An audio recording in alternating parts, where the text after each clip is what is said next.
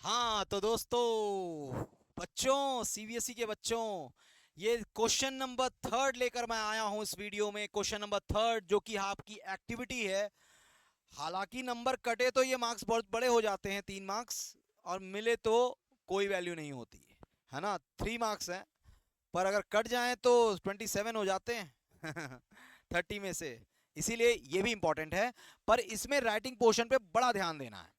और इसकी writing portion में जब ध्यान दो तो इसको बस लिखने के पैटर्न को फॉलो करना है और आपके कंसेप्ट्स बहुत अच्छे क्लियर होने चाहिए। और इसको आपको लास्ट के हाफ एन आवर टाइम मिलता है जब इसको आप परफॉर्म करते हो, है ना। परफॉर्म करके उसको वेरिफिकेशन, मैं इसमें शॉर्ट में आपको बताऊंगा कैसे लिखना है, क्या लिखना है, एक का एग्जांपल दूंगा, बाकी सब मैं आपको क्लियरली इसमें समझा दूंगा। आने वाले इस वाले 15 to 20 मिनट्स में आपको ये सारी चीजें क्लियर हो जाएंगी, क्योंकि इसमें टोटल अलग अलग सेक्शन ए में एक्टिविटी अलग थी, सेक्शन बी में अलग एक्टिविटी थी। उसमें से सेलेक्टिव 6 थे। सेक्शन ए से 3 सेलेक्ट किए गए थे, सेक्शन बी से 3 सेलेक्ट किए गए थे, और वो टोटल 6 के नाम यहां लिखे हुए हैं जो आपको दिख रहे हैं। एक ग्लास स्लैब वाला है, एक रेक्टिफिकेशन ऑफ अ सर्किट है, गलत दे देगा उसको सही करना है। असेंबलिंग मतलब कोई कंपोनेंट दे देगा सर्किट का, इलेक्ट्रिकल सर्किट, उसे हमें जोड़ना है।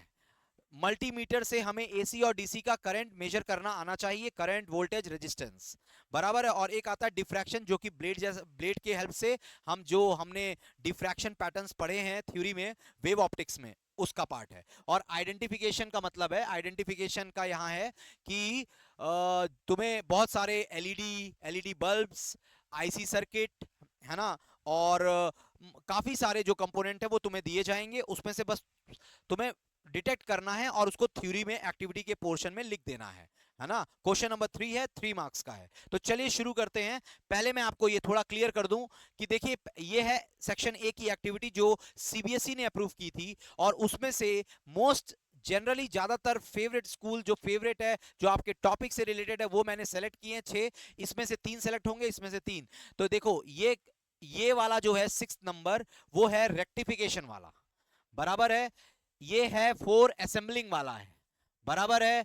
और क्वेश्चन नंबर 2 जो है वो है मल्टीमीटर। ये 3 सेक्शन ए के सेलेक्ट कर लिए। सेक्शन बी में इधर देख लो, सेक्शन बी में है, देखो ध्यान से, एक ग्लास स्लैब वाला 4th है, डिफ्रैक्शन ब्लेड वाला 5 है, और एक और बचता है आपका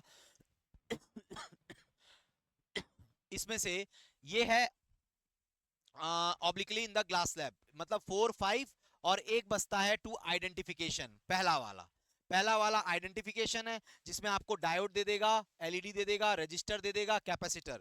ये आप नेट से फोटो लोगे तो आपको पता चल जाएगा, नेट से आप डाउनलोड कर लेना images of diode, LED, register, capacitor, जिसके डिफरेंट डिफरेंट लेग होते हैं, जिसके 7 से 8 लेग हो वो आईसी होता है जनरली, है ना, वो इंटीग्रेटेड सर्किट ही होता है वो। बाकी कैपेसिटर के लेग्स अलग अलग होते हैं, वो अलग लेग्स आपको देखने हैं। और कैसे लिखना है, पहले मैं वो एक एक्सपेरिमेंट लेता हूं, फिर धीरे धीरे सबकी बात करूंगा। चलो देखो, मान लेते हैं पहला एक्सपेरिमेंट है, पहला एक्टिविटी है, सॉरी, देखो सेक्शन ए का है। इसका एम लिख दिया डिट्टो क्वेश्चन से। एपरेटस में जो भी कंपोनेंट आपको दिया है, यहां पे मैंने एग्जांपल लिया कि चलो मान लो एक इलेक्ट्रिकल कंपोनेंट दे दिया, rheostat, ammeter, voltmeter, तो आपको उसके बारे में थोड़ी बहुत थ्योरी एक्सटेंड करके लिख सकते हो कि वो कंपोनेंट क्या समझा रहा है। वो कंपोनेंट को सीरीज में जोड़ा जाता है, वो कंपोनेंट को पैरेलल में जोड़ा जाता है, वो तो थ्योरी पार्ट में लिख सकते हो। और 3 से 4 पॉइंट आपको प्रोसीजर लिखना है कि आपने जो फाइंड किया वो प्रोसीजर इसमें आएगा। देखो, बहुत सारे स्कूल्स इस मेथड को थोड़ा बहुत आगे पीछे करा देते हैं, पर 75 to 85% स्कूल्स में यही टेक्निक होती है, और यही चीजें आपने मैनुअल में लिखी है। और साथ में इसके डायग्राम, एक डायग्राम बना देना, जो भी आपने सर्किट बनाया उसका डायग्राम बना दो। कंपोनेंट जैसे आप मान लो, आपको रियोस्टैट, एमीटर, वोल्टमीटर, वो तो आपने ओम्स लॉ में जोड़ा ही ना, वो कैसे जोड़ना है, कौन सी चीज सीरीज में रखनी है, कौन सी पैरेलल रखनी है, ये मैंने एग्जांपल के तौर पे दिया। वहां पे कोई और भी कंपोनेंट दे सकते हैं जो अपने आप से कनेक्ट करना है, ठीक है। ये हो गया। और डायग्राम के बाद प्रिकॉशन और may be source of error, क्या एरर आ सकती है उसमें, कैसे किया है क्या, यही चीज अब दूसरे में। दूसरा आपका क्या है, ये आपका क्या था, ये आपका था असेंबलिंग। अब रेक्टिफिकेशन में क्या होगा, रेक्टिफिकेशन में आपने जैसे मैनुअल में लिखा हुआ है, जैसे वोल्ट मीटर है, वोल्ट मीटर पैरेलल में लगता है तो वो सीरीज में लगा देगा, एम मीटर सीरीज में तो पैरेलल में लगा देगा। तो आपको पहले डायग्राम में प्रोसीजर में लिखना है कि मैंने क्या किया, पहले throughout the step 1 check किया, उसमें पाया कि वहां पे करंट फ्लो नहीं हो रहा था, मैंने पावर ऑन किया। सेकंड स्टेप ये, ऐसे करके प्रोसीजर जो भी कर रहे हो आप वो लिख दोगे। एपरेटस में जो भी एपरेटस आपको दिया है उसका नाम लिख दोगे, एम क्वेश्चन का आएगा। थ्योरी में थोड़ा बना के लिख सकते हो कि एमीटर ऐसा है, जोड़ा जाता है, ऐसे कनेक्ट किया जाता है सर्किट में, वो कैसे जोड़ा जाता है ये। और रही बात डायग्राम, तो डायग्राम पहले रॉन्ग डायग्राम बनाओगे और रॉन्ग डायग्राम के बाद उसको सही करके सही डायग्राम बना दोगे। फिर उसमें प्रिकॉशन, एक पन्ने या 1.5 पन्ने में एक्टिविटी लिखनी होती है और वो एक्टिविटी आसान हो जाती है। थर्ड है, थर्ड आपका है, एक बार देख लेते हैं। देखो ये असेंबलिंग मैंने बता दी, कर लेना। दूसरा है ये रेक्टिफिकेशन बता दिया। एक मल्टीमीटर है, मल्टीमीटर आपने देखा होगा जो आपके घरों में इलेक्ट्रिशियन लेकर आता है, येलो कलर का होता है, आपके स्कूल ने भी दिखाया होगा। मल्टीमीटर में 2 नोजल्स होते हैं और उसके 2 पॉइंटर होते हैं। 2 पॉइंटर में वो आप एसी डीसी दोनों होता है। राइट हैंड साइड आप पूरा एसी मिलेगा आपको, यहां मेरे पास नहीं है पर आप इमेज देखोगे या आपके स्कूल ने कराए होंगे तो आपको पता होगा कि एसी और डीसी कैसे काम करता है। उसमें आप वो कर दोगे और जिस भी आईसी सर्किट के ऊपर दोनों टच करोगे उस पर रीडिंग दिखाएगा, वो उसका वोल्टेज और करंट होगा और साथ में उसका रेजिस्टेंस भी देख सकते हो अगर बात डीसी की है तो, है ना, वोल्टेज और करंट मेजर कर सकते हो। ये 3 एक्टिविटी हो गई। अब आते हैं सेक्शन बी की एक्टिविटी। इन 6 में से कोई एक ही करना होगा। ये 3 + 3 6 में से आपको सिर्फ एक ही लिखना है, बराबर है। वो 3 मार्क्स का होगा। देखिए ये सीबीएसई का मैंने 3 मार्क्स यहाँ पे मेंशन किया हुआ है, बराबर है। अब देखो ये डिटेक्शन वाला, डिटेक्शन वाले में क्या करना है, बंडल दे देगा, उसमें से डिटेक्ट करना है कि एलईडी, तो तुम उसमें थ्योरी में लिख सकते हो कि मैंने जो पाया वो एलईडी था, उसके इतने लेग्स थे, ये थे ये। और प्रोसीजर में क्या है, पहले मैंने फाइंड किया 2-3 स्टेप में। अगर वो कभी कभी एग्जामिनर ऐसा भी होते हैं कि वो बोल देते हैं प्रोसीजर मत लिखो, इग्नोर करो, जाने दो, थ्योरी पार्ट लिख के डायग्राम बना के, है ना, और सीधे सीधे प्रिकॉशन और सोर्स ऑफ एरर लिख के खत्म कर दो। क्लियर है। अब इसमें आता है अगर ग्लास स्लैब मिल जाता है, तो ग्लास स्लैब का मैं बताता हूं। ग्लास स्लैब आपको दिया जाएगा ऐसा, वो भी प्लेन पेपर पे रखना है आपको। ग्लास स्लैब, ग्लास स्लैब रखना है, उसमें लैटरल शिफ्ट निकालना है। तो लैटरल शिफ्ट के लिए क्या करना है, ग्लास स्लैब में इसका आउटलाइन बना लेना है पेपर पे, और पेपर पे आउटलाइन बना के यहाँ पे नॉर्मल ड्रॉ कर देना है। ठीक है, ये नॉर्मल ड्रॉ कर दिया, यहाँ पे ड्रॉ कर दिया। अब यहाँ से इंसिडेंट रे पेंसिल से ड्रॉ करना है, इस पे रिफ्लेक्शन होगा तो हल्की सी बेंड हो जाएगी। फिर यहाँ पे नॉर्मल ड्रॉ कर देना और यहाँ से निकला। अगर ये हटा के देखोगे तो ये स्टार्टिंग जानी चाहिए थी। इन दोनों के बीच में गैप जो होता है वही होता है लैटरल शिफ्ट। और ये लैटरल शिफ्ट वाला टॉपिक आपने पीछे पढ़ चुका है। ये फिगर आपको प्लेन शीट में बनानी होगी और प्लेन शीट के हिसाब से इसमें क्या क्या किया, यहाँ पे आपने पिन लगाया। देखो इसमें क्या किया है आपने, यहाँ और यहाँ पिन लगाया, और इस वाले फेस से ये फेस से देखा तो आपका पिन यहाँ और यहाँ के स्ट्रेट लाइन में मैच किया। तो वो जो ये हुआ इसे बोलते हैं एमर्जेंट रे, incident ray, reflected ray, emergent रे। मैं इसमें थोड़ा फास्ट इसलिए जा रहा हूं क्योंकि इसमें आपको मोस्टली ये थ्योरी का पार्ट है, आपने इसको बहुत अच्छे से डिराइव भी किया है, इसका डेरिवेशन भी इंपॉर्टेंट है, तो उसको आपने ओवरव्यू में पढ़ा होगा। ये ग्लास स्लैब वाला है। ये हो गया आपकी चौथी एक्टिविटी, बराबर है। ये हो गई आपकी पांचवी एक्टिविटी। अब डिफ्रैक्शन, डिफ्रैक्शन का एक बार देख लेते हैं। डिफ्रैक्शन में क्या करना है आपको, बराबर है, 2 ब्लेड लेने हैं। जैसे मान लो यहां पर आपका क्या है, यहां पर आपका है थर्माकोल। अब ये थर्माकोल या डब्बा हो सकता है, थर्माकोल का डब्बा हो सकता है, कुछ भी हो सकता है, कोई जगह जहां पर आराम से 2 ब्लेड घुस जाए, है ना, ऐसा होता है ना ब्लेड, ये ब्लेड, ये ब्लेड को साइड में लगा देना है। ठीक है, ये बीच में तो ऐसे ऐसे होता है, ऐसे ऐसे ऐसे ऐसे ऐसे, है ना, ब्लेड लगा दिया।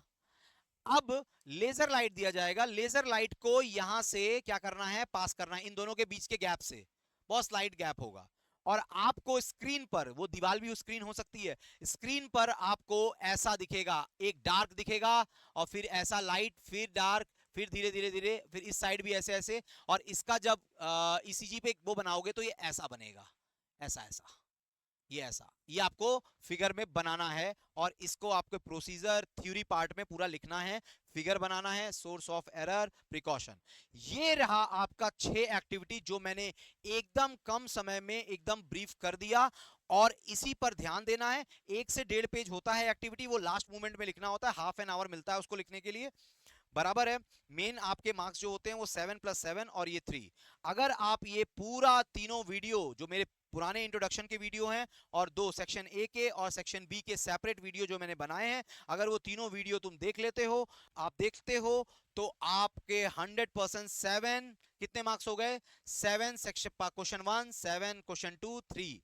अब बचते जो मार्क्स हैं, है ना, अब जो बचते हैं, बराबर है, वो आपके सारे जाते हैं प्रोजेक्ट के। आपने प्रोजेक्ट बनाया होगा, आपको दिया जा स्कूल ने आपको प्रोजेक्ट दिया होगा, उसके 3 मार्क्स हैं।